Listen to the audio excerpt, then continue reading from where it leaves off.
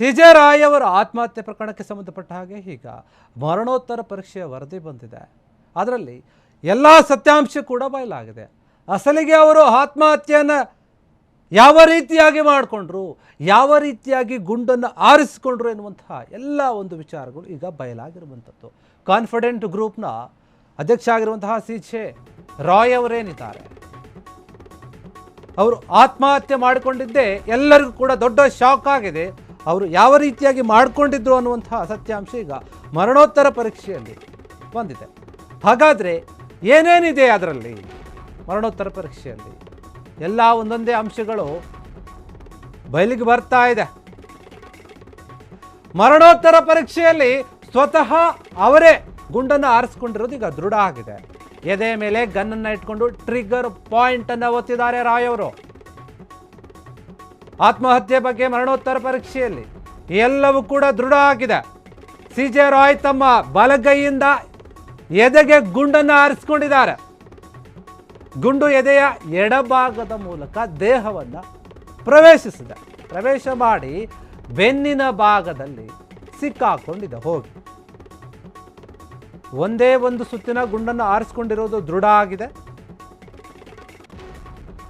Gun ಎದೆಯ ಮೇಲಿಟ್ಟು ಅತ್ಯಂತ ಸಮೀಪದಿಂದ ಗುಂಡು ಆರಿಸಿಕೊಂಡಿರೋದು ಕೂಡ ಈಗ ಎಲ್ಲವೂ ಕೂಡ ಆ ವರದಿಯಲ್ಲಿದೆ. ಈ ಕಾರಣದಿಂದ ಎದೆಯ ಮೇಲ್ಭಾಗದ ಮಾಂಸಖಂಡಗಳು ಏನೂ ಆಗಿಲ್ಲ, ಚೆಲ್ಲಾಪಿಲ್ಲಿ ಆಗಿಲ್ಲ. ಬದಲಾಗಿ ಗುಂಡು ನೇರವಾಗಿ ದೇಹದೊಳಗೆ ಆಳವಾಗಿ ಹೋಗಿದೆ. ಈ ವೇಳೆ ಎದೆ ಛಿದ್ರವಾಗಿ ಗುಂಡು ಬೆನ್ನಿಗೆ ಸಿಲುಕೊಂಡಿದೆ. ಬೆನ್ನಲ್ಲಿ ಪಾಕೆಟ್ ಗನ್ನಿಂದ ಶೂಟ್ ಮಾಡ್ಕೊಂಡಿದ್ದಾರೆ ಇವರು. ಬುಲೆಟ್ ದೇಹದ ಒಳಗೋಗಿದೆ.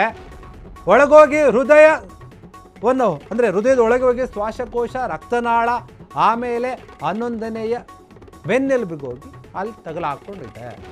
ಮರಣೋತ್ತರ ಪರೀಕ್ಷೆಯಲ್ಲಿ ಎಲ್ಲ ಗೊತ್ತಾಗಿದೆ. ಬುಲೆಟನ್ನು ಕೂಡ ಈಗ ಹೊರಗೆ ತೆಗೆದಿದ್ದಾರೆ ವೈದ್ಯರು. ತೆಗೆದು ಹೊರಗಡೆ ಆ ಬುಲೆಟನ್ನು ಅದಕ್ಕೆ ಯಾವುದೇ ಸ್ಕ್ರ್ಯಾಚ್ ಆಗಬಾರ್ದಂತ ಕಾರ್ಬನ್ನಲ್ಲಿ ಸುತ್ತಿ FS ಅಲ್ಲಿ ಕಳಿಸಿದ್ದಾರೆ. ಆತ್ಮಹತ್ಯೆಗೆ ಇವರು ಬಳಸಿದ್ದು NP-4 0.25 ಪಿಸ್ತೂಲನ್ನು.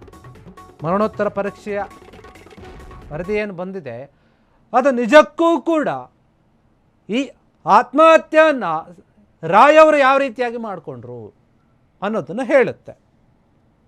ಗನ್ ಹೆಂಗೆ ತಗೊಂಡು ಹೆಂಗೆ ಎದೆಗಿಟ್ಕೊಂಡು ಶೂಟ್ ಮಾಡಿಕೊಂಡ್ರು, ಶೂಟ್ ಮಾಡ್ಕೊಂಡ ನಂತರ ಆ ಬುಲೆಟ್ಟು ಗನ್ನಿಂದ ಹೊರಗೆ ಬಂದು ಅವರ ದೇಹದ ಒಳಗೆ ಯಾವ ರೀತಿಯಾಗಿ ಹೋಯಿತು, ಹೋಗಿ ಎಲ್ಲಿ ನಿಂತ್ಕೊಳ್ತು, ಒಳಗಡೆ ದೇಹದಲ್ಲಿ ಯಾವ ಯಾವ ರೀತಿಯಾಗಿ ಡ್ಯಾಮೇಜನ್ನು ಮಾಡ್ಕೊಂಡು ಹೋಯ್ತು ಆ ಬುಲೆಟು ಅನ್ನುವಂಥದ್ದು ಎಲ್ಲವೂ ಕೂಡ ಈಗ ಗೊತ್ತಾಗಿದೆ. ಸತ್ಯಾಂಶ ಈಗ ಹೊರಗೆ ಬಂದಿದೆ. ಇವರ ಸಾವಿನ ಬಗ್ಗೆ, ಆತ್ಮಹತ್ಯೆಯ ಬಗ್ಗೆ ಸಾಕಷ್ಟು ಅನುಮಾನಗಳಿವೆ. ಇನ್ನೂ ಕೂಡ ಇವರ ಸಾವಿಗೆ ಕಾರಣ ಏನು ಅಂತ ಗೊತ್ತಾಗ್ತಾ ಇಲ್ಲ. ಪೊಲೀಸ್ ಅಧಿಕಾರಿಗಳು ತನಿಖೆಯನ್ನು ಮಾಡ್ತಾ ಇದ್ದಾರೆ. ಹೀಗಿರುವಾಗ ಇವರ ಮರಣೋತ್ತರ ಪರೀಕ್ಷೆಯ ವಿಚಾರಗಳು, ಅಂಶಗಳು ಕೇಳಿದಾಗ ಈ ರೀತಿಯಾಗಿ ಆಯ್ತಾ, ಈ ರೀತಿಯಾಗಿ ಇವರು ಶೂಟ್ ಮಾಡಿಕೊಂಡ್ರ ಅಂತ ಯೋಚನೆ ಮಾಡೋ ಥರ ಆಗ್ತಾ ಇದೆ. ನಿಜಕ್ಕೂ ಕೂಡ ಅವ್ರು ಯಾವ ರೀತಿಯಾಗಿ ಶೂಟ್ ಮಾಡ್ಕೊಂಡ್ರಲ್ಲ ಅದನ್ನು ನಾವು ಕೇಳ್ತಾ ಇದ್ರೆ ಅದು ನಮ್ಮ ಕಣ್ಣು ಮುಂದೆ ಬರುತ್ತೆ. ಹಿಂಗೆ ಶೂಟ್ ಮಾಡ್ಕೊಂಡಿರ್ಬೋದಾ ಅಂತ.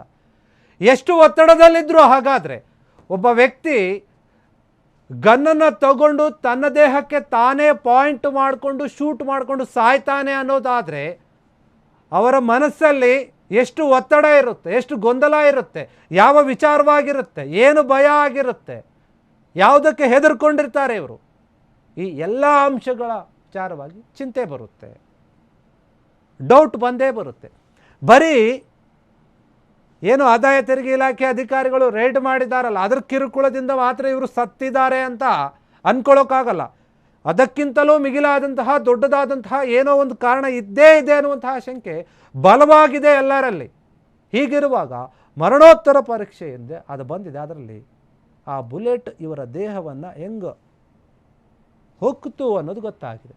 ಅವರೇ ಬುಲೆಟನ್ನು ಆರಿಸ್ಕೊಂಡಿರೋದು, ಗುಂಡಾರಿಸ್ಕೊಂಡಿರೋದು ಕನ್ಫರ್ಮ್ ಆಗಿದೆ. ಅವರ ಎದೆ ಮೇಲೆ ಇಟ್ಕೊಂಡಿದ್ದಾರೆ, ಗನ್ನ ಇಟ್ಕೊಂಡು ಟ್ರಿಗರನ್ನು ಒತ್ತಿದ್ದಾರೆ. ಟ್ರಿಗರ್ ಪಾಯಿಂಟನ್ನು ಒತ್ತಿದಾಗ ಆ ಗುಂಡು ಒಳಗಡೆ ಹೋಗಿದೆ. ಸಿ.ಜೆ. ರಾಯ್ ಅವರೇನಿದ್ದಾರೆ ತಮ್ಮ ಬಲಗೈಯಿಂದ ಎದೆಗೆ ಶೂಟ್ ಮಾಡ್ಕೊಂಡಿದ್ದಾರೆ. ಶೂಟ್ ಮಾಡಿಕೊಂಡಾಗ ಎಡಭಾಗದ ಮೂಲಕ ದೇಹವನ್ನು ಒಳಗಡೆ ಹೋಗಿದೆ ಬುಲೆಟ್ ಹೋಗಿ ಅವರು ಸಾವನ್ನಪ್ಪಿದ್ದಾರೆ. ಅದೆಲ್ಲವೂ ಕೂಡ ಈಗ ಗೊತ್ತಾಗಿರುವಂಥದ್ದು. ಇದ್ರ ಬಗ್ಗೆ ಇನ್ನೂ ಕೂಡ ತನಿಖೆ ಆಗ್ತಾ ಇದೆ. ಆ ಬುಲೆಟನ್ನು ಈಗಾಗಲೇ ಹೊರಗೆ ತೆಗೆದು FS ಅಲ್ಲಿ ಕಳಿಸಿದ್ದಾರೆ. ಅದಕ್ಕೇನು ಸ್ಕ್ರ್ಯಾಚ್ ಆಗದೇ ಇರೋ ಥರ ಅದನ್ನು ಕವರ್ ಮಾಡಿಬಿಟ್ಟು ಕಳಿಸಿದ್ದಾರೆ. ಕಳಿಸಿದ ಮೇಲೆ FSL ವರದಿ ಕೂಡ ಬರಬೇಕು. ಆ ವರದಿ ಬಂದ ಮೇಲೆ ಇನ್ನಷ್ಟು ಅಂಶಗಳು ಹೊರಗೆ ಬರುತ್ತೆ. ಕ್ಷಣ ಕ್ಷಣದ ಸುದ್ದಿಗಳಿಗಾಗಿ ಫ್ರೀಡಂ ಟಿವಿ ಸಬ್ಸ್ಕ್ರೈಬ್ ಮಾಡಿ, ಲೈಕ್ ಮಾಡಿ ಹಾಗೂ ಫಾಲೋ ಮಾಡಿ. ಹೊಸ ಸುದ್ದಿಗಳ ನೋಟಿಫಿಕೇಶನ್ಗಾಗಿ ಬೆಲ್ ಐಕಾನ್ ಮೇಲೆ ಕ್ಲಿಕ್ ಮಾಡಿ.